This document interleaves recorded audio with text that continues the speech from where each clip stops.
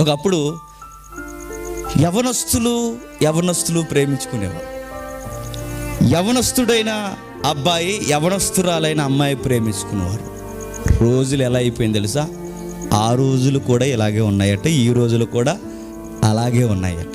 ఎలా ఉన్నాయంటే, పెళ్ళి వాళ్ళు పెళ్ళి కానోళ్ళు ప్రేమించుకో. ఏంటంటే మరి అంత అలా జరుగుతాయంటే, మీరు చూసే దరిద్రపు షో ఒకటి ఉంది ఇప్పుడు, అదేంటది? Bigg Boss. అందులో ఎవరు తగలడిపోతున్నారు చెప్పండి? పెళ్ళైన ఆడోళ్ళు, పెళ్ళి కాని అబ్బాయిలు. ఆ చెత్త మీకు చూడడం మీకు మోసు. లేవు అలాంటి రోజులు. ఆ రోజు ఇలానే ఉన్నాయట. పెళ్ళైన ఒక సంసారం ఉన్న ఒక స్త్రీని ఒక పెళ్ళి కానోడు చూస్తున్నాడు. ఈమె కూడా చూడండి, ఒక భర్త ఉండి, ఒక కుటుంబం ఉండి, ఇన్ని వ్యవహారాలుండి, ఇన్ని విలువలున్న ఈమె దిగజారిపోయి పెళ్ళి కాని అబ్బాయితో మాట్లాడడానికి స్టార్ట్ చేస్తుందట. ఆ కేసు అంతా ఎవరు చూస్తున్నారు? ప్యాలెస్లో నుంచి సొలొమోన్ గారు చూస్తున్నారు. సొసైటీ ఎంత దిగజారిపోయిందని చెప్పడానికి ఇవన్నీ రికార్డ్ చేస్తున్నాడు ఆయన. ఏమంటున్నాడు చూడండి, జార స్త్రీ సందు దగ్గర ఉన్న ఈదులో ఎట్టివాడు బుద్ధి లేనోడు, జ్ఞానం లేనోడు తిరుగుచుంటే, బుద్ధి ఉంది, జ్ఞానం ఉంది, సంసారం ఉంది, తనకంటే ఒక భర్త ఉన్నాడు అనుకున్న ఒక ఇంటి ఇల్లాలు ఇలాంటి గాడిద వైపు చూస్తుందట. నేను అడుగుతున్నాను, ఇలాంటి వారు ఎవరైనా ఉంటే జాగ్రత్త. పరాయి పురుషుల వైపు చూసే తల్లులు ఎవరైనా ఉంటే జాగ్రత్త. మీ కాపరాలు మీరే చేతులారా పీకేసుకుంటారు, జాగ్రత్త. నాశనం చేసుకుంటారు, జాగ్రత్త. భర్తలుండగా, పురుషులుండగా పరాయి పురుషులతో అక్రమ సంబంధాలు పెట్టుకునే ఆలోచన ఎవరికైనా వస్తే జాగ్రత్త. మీ జీవితాలు ఎగిరిపోతాయి అనుకుంటున్నారు. ఆ రోజు ఆమె చేస్తున్న ఒక పనికి మాలిన పని ఏంటో చూడండి. ఆమె చేస్తున్న పని అంతటా వేశ్యావేషం వేసుకుని కపటము గల స్త్రీ. ఎవరా స్త్రీ? కపటం అంటే నిజాయితీ లేనిది, యథార్థత లేనిది, స్వభావం బాలేనిది. కపటం అంటే వేషం. అక్కడొక మాట, ఇక్కడొక మాట, వెనకొకలాగా, ముందొకలాగా కపటం. నలుగురు ఉంటే ఒకలా, నలుగురు లేకపోతే ఒకలా, మనసులో ఒకలా, బయట ఒకలా. కపటం కలిగిన స్త్రీ వచ్చిందట. ఆ కపటం కలిగిన స్త్రీ ఎట్లా తిరుగుతుందంటే వేశ్యావేషం వేసుకుందట. ఏ వేషం? వేశ్యావేషం. అడుగుతున్నాను, ఆమె వేశ్యావేషం వేసుకుందంటే వేశ్య కాదు, మరెవరు?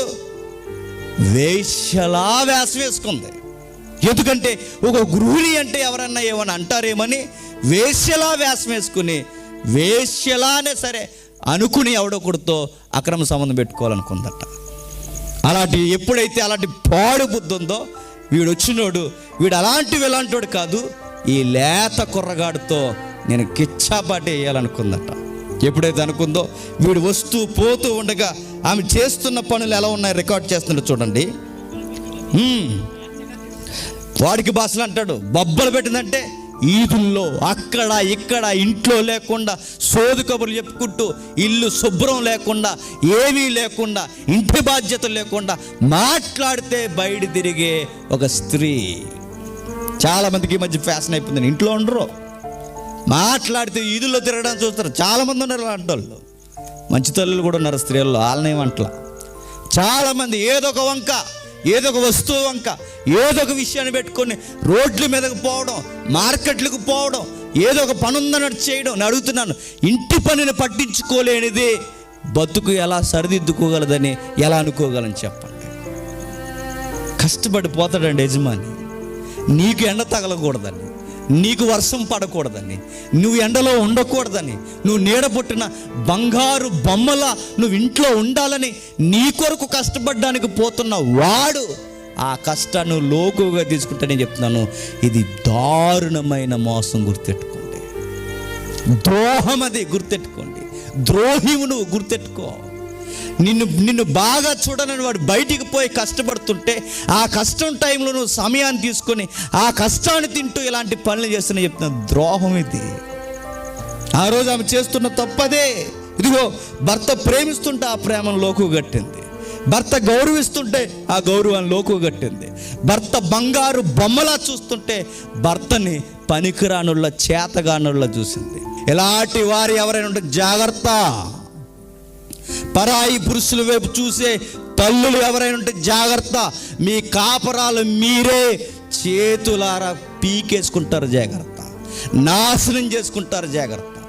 భర్తలుండగా, పురుషులుండగా పరాయి పురుషులతో అక్రమ సంబంధాలు పెట్టుకునే ఆలోచన ఎవరికైనా వస్తే జాగ్రత్త.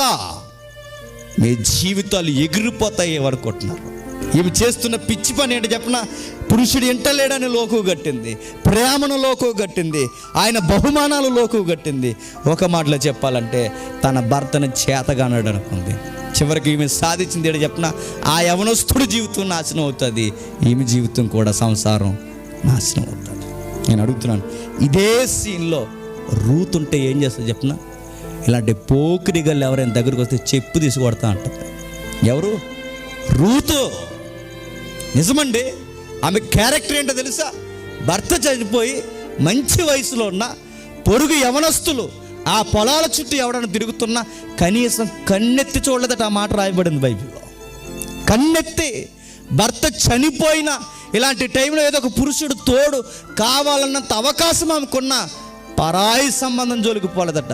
భర్త పోతేనే ఇలాంటి పిచ్చి అవకాశాలు జీవితంలోకి రానివ్వలేదంటే ఈరోజు భర్తలు భార్యలు ఉండగా ఇలాంటి అక్రమ సంబంధాలకు పోతున్నారంటే మిమ్మల్ని ఏమన్నాలి చెప్పండి? ఒక రూతును చూడు, ఆమె జీవితాన్ని చూడు. బోయాజ్ అంటాడు, ఏ యవన బిడ్డలు నీ వైపు చూడకూడదమ్మా, ఆయన నువ్వు చూడవలే అంటాడు. ఆయన రూతులా ఉండండి తల్లుల్లారా. భర్త ఉండగా భర్తనే గౌరవించండి, భార్య ఉండగా భార్యనే ప్రేమించండి. ఒకరి పట్ల ఒకరు టైం కేటాయించండి, ఒకరితో ఒకరు జీవితాన్ని పెనవేసుకోండి, ఒకరి భావాలు ఒకరు పంచుకోండి. వేరొకరి దగ్గర పంచడానికి వీల్లేదు.